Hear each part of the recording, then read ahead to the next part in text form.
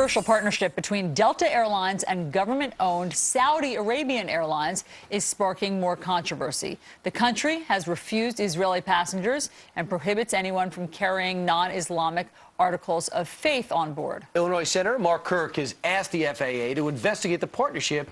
He joins us right now from Washington, D.C. Senator, what's your greatest concern as this merger moves forward?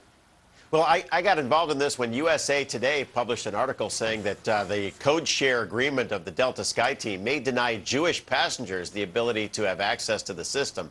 That's why I asked FAA to get involved.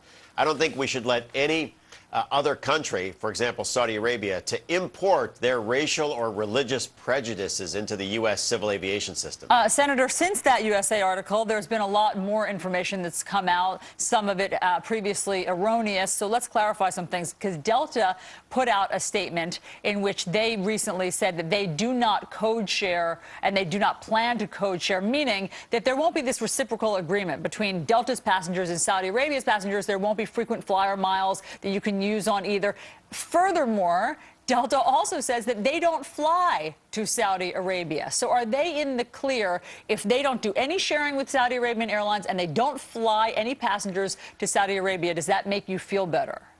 It does. Delta has denied all of this. And so my hope is we can just send a clear shot across the bow that in any of these new agreements for the U.S. airline industry, you can't agree to something that violates basic human values. And the FAA is charged with two missions. One, the safety of the system, but two, to expand the civil aviation system.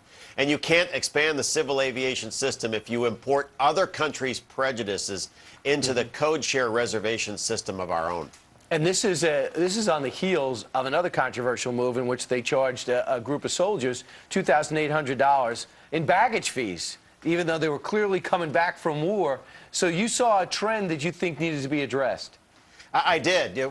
Obviously, there are restrictions, and they even include restrictions like, for example, on Bibles. And what I want to do is send a clear shot across the bow that there are basic American values, our Constitution, our federal law, and no one should sign an agreement that imports other countries' racial or religious prejudice into our own. But, Senator, I mean, can you take that a step further? I mean, would you say that no American businesses should do business with Saudi Arabian businesses? No, we want to make sure that the system is as open and clear as possible. The FAA is charged with the mission of expanding civil airline business. And you cannot expand civil airline business if you're restricting passengers or people with certain visas in their passport from the system. Right, and we know by 2013, Saudi Arabia says they're going to be privatizing that airline. So we'll find out what the new owners think. Senator Mark Kirk, thanks for staying ahead of the story and sharing your views with us. You bet. Thank you. Thanks, Senator. Meanwhile.